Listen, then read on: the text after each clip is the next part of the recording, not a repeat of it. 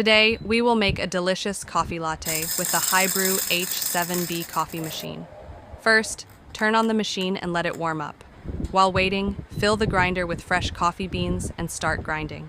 Once the coffee is ground to perfection, fill the handle with coffee powder and press it firmly. Next, insert the handle into the machine and start the extraction process. Wait until the coffee is fully extracted.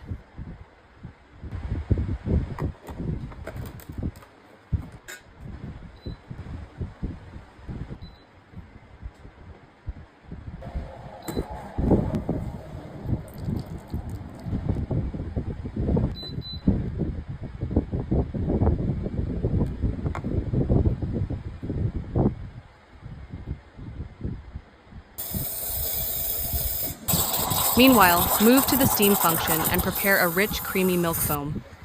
Once the extraction is complete, pour the foamed milk over your freshly brewed coffee. Enjoy your smooth and aromatic coffee latte, made effortlessly with HiBREW